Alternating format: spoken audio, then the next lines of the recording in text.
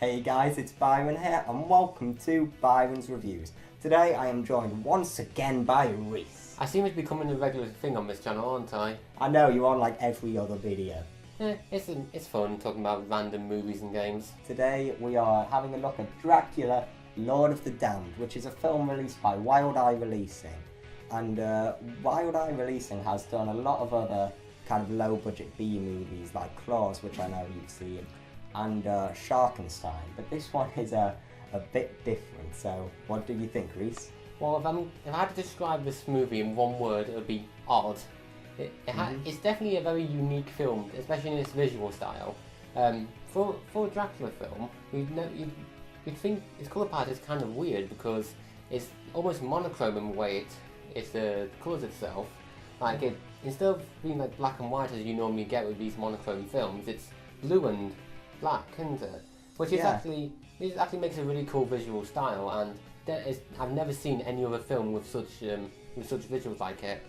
I know, it's one of those films that you watch and you think, my days, I've never seen a film quite like this before. And I can think of one other film at the top of my head that had the same reaction from me, and it's another B movie called Rubber.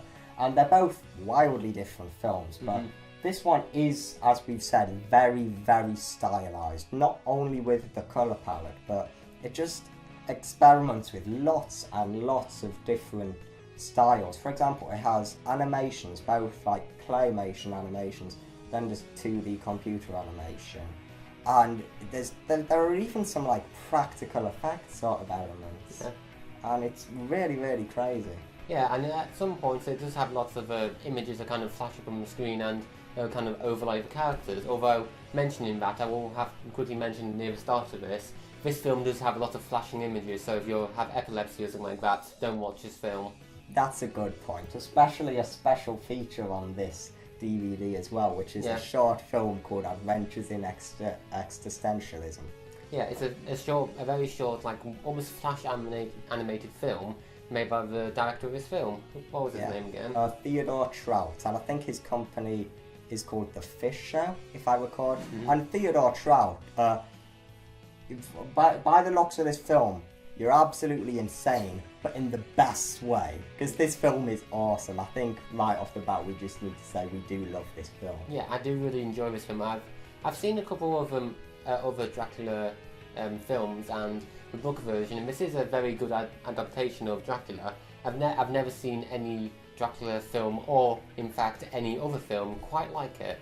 Yeah, I think other than this I've seen the 1931, I think it's that year, Universal Studios Dracula film, and I've also seen Nosferatu. And while I really do like Nosferatu, I'd probably say this is my favourite, just because it's a very old-fashioned styled film. Like, I think a lot of people could be fooled into thinking it's a lot older than it actually is, because the image is quite grainy and the frame rate is drastically lowered just to make it look like it's a lot older than it actually is. And it's weird how it jumps from being an old style film to at the start, and this may be a minor spoiler, but in the intro it suddenly jumps into like a heavy metal song while all these images of a backstory go on screen. And at that point the film basically tells you, if you're expecting this to be normal, get out. Well, go along with that, speaking of the soundtrack to this is actually very well composed. It's kind of slightly generically gothic horror, but you could kind of expect that from a B-movie Dracula film. It's very over-dramatic and definitely heightens attention in a lot of different parts, and yeah, again, it adds kind of to the unique style this film has, which is very gothic, very over the top. Then again, you'd want something like that from Dracula.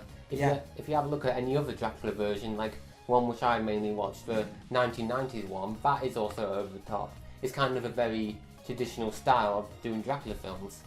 Yeah, and especially a lot of the dialogue is very over the top too, and it lacks subtlety, but as we said, that's very fitting for a gothic film, and it's a positive too, because in typical B-movie fashion, there are some lines that are quite cheesy, especially from Dracula himself, such as I think he said something like, you need some fattening up when he was feeding Harker at the beginning. One piece of dialogue in particular, near the end, when there's a certain line near the end when they go back to Transylvania, which is very I don't think it was in the original novel, let's put it that way. I know but it was very funny. I know which one you're talking about, and I think you guys will probably know what we're on about, because it's a very, let's just say, modern line.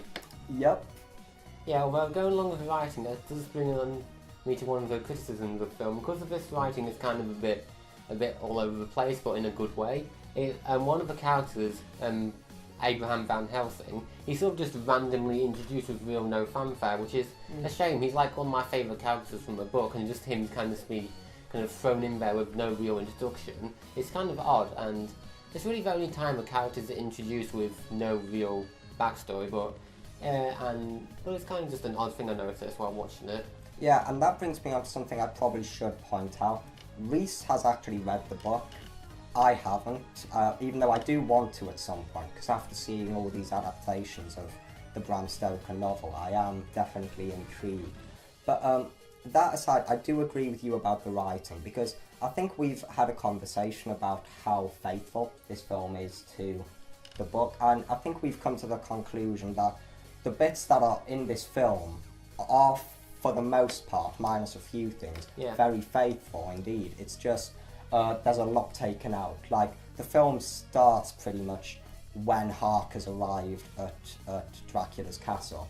Yeah, and instead of having the build-up, which a lot of films still include, it actually just takes him right to the castle. And also another weird thing which I mentioned is that one of the characters from the book, Arthur, is completely omitted from it. He was the character who originally would marry Lucy, not Seward as it was in the film. Yeah, that was kind of odd. Like, as I said, I haven't read the book, but once you described it to me, it did seem a bit weird. But just about like the first, I just want to mention that the first third of this film is like Harker in Transylvania and stuff, and that is probably the most atmospheric the film gets, and it's the most scary the film gets, because the film is quite intense at times with all these weird, in some cases very disturbing visuals, and it sets the bar really, really high. And I'd say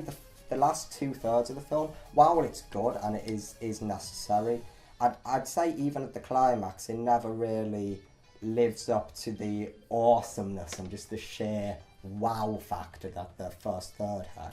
Yeah, because the first third had a lot of build up to what happened. Like, you had like this generally going through motion, like an introduction of Dracula and his over the top lines, and introduction of Dracula's wives, with obviously a cheeky little bit of nudity, which you need.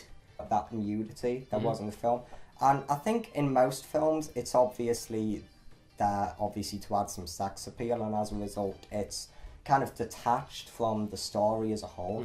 But here I think it works because sexuality is, as you said, a very big theme in the Dracula novel, so it's not really wasted here. Yeah, because obviously in the original Bram Stoker version in 1897, one of the themes of the book was exploring sexuality and all that sort of stuff, with Lucy and Dracula's wives, and sort of just going into the concepts of cheating and promiscuity and all that sort of stuff. So not to include nudity in this film would still be a disservice to the original book. It definitely adds an extra layer to the film, although it is not that deep. It's explored as deeply as it is in the book. It builds up a lot of atmosphere through the music and through the lighting. Especially the lighting is really good in this film with the darkness. Yeah. And yeah, although one part in the start of the film which I didn't like was Dracula's voice. Now, for most part, it's pretty well done. It adds a little bit of reverb effect and kind of a generic evil voice. But sometimes the effect is so layered, it's almost sometimes you can't understand what he's saying, and he's like really listening hard to understand any of the words he was saying in any of his sentences. Yeah, like the audio and some of the visuals are heavily edited, which in some cases is a good thing, but it is probably as you said, to an extent that hinders the storytelling. And I will say that because this film is so wacky with a lot of its creative choices, I think it's impossible, especially if you haven't read the book, to understand it on a first viewing, because of how stylistic it is. It's almost, you almost get stylistically tired. You almost get like, just worn out by all the weird stuff going on screen and that you're hearing. And I think because of that, it's also a positive, because the film, I'd say, has great replay value, because you notice more and more things the more you've seen it. I've seen it 3 times, and each time I've enjoyed it more and more. Yeah, so that's one thing that is good to mention. In fact, it can be a tad exhausting to watch, just because of how quick of editing style is. But I've only seen the film once, but you said it gets a lot better the more times you watch it. That's definitely positive to it, although I would recommend either reading the book or watching this film multiple times to get the most out of it. Yeah. Or else you wouldn't really understand what's happening. Something else I do want to mention quickly before we wrap up this review is just, I want to like show just a little thing that comes in the box of the DVD. Oh god, this is just a weird thing that comes with it. It is, but I do think it's a nice extra. It's basically this mini poster that I'll probably take a picture of and put on screen afterwards, but it's a really nice little extra, and at the back it kind of has a bit of a like jokey, obviously fictional story about how the film was made, and it just once again shows how weird and wacky but also funny the director Theodore Trout is, who I should mention played Dracula too. He seems like one of these filmmakers that like does everything in the filmmaking process. Yeah, he seems like you said earlier, he seems mad, but in a mad genius sort of way.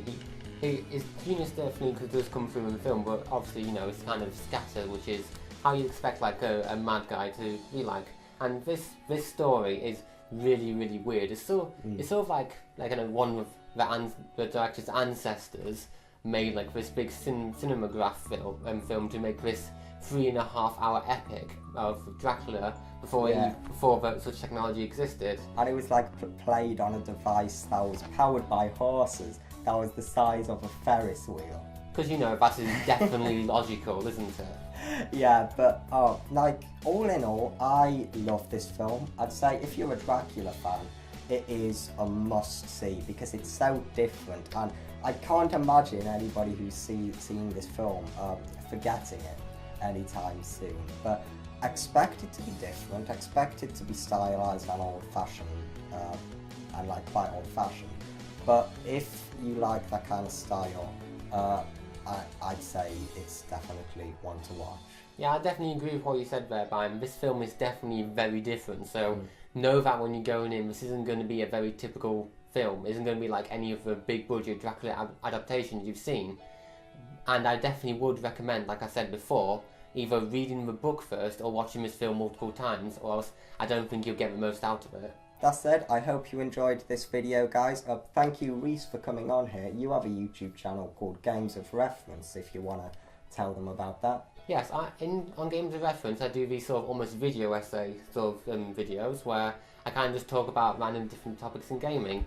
Me and Bram have done a couple of videos on there, one on modern gaming or retro gaming, and one on whether the Wii U was a failure. Very topical considering the fact that the Switch just came out. Yeah, exactly, and there have definitely been some fun debates we've had. Yeah, so if you want to see any videos on my channel that we've both been in, the channel and the videos will be linked in the description. So yeah, once again, I hope you enjoyed, and I'll see you guys later. Bye! See you in the next video.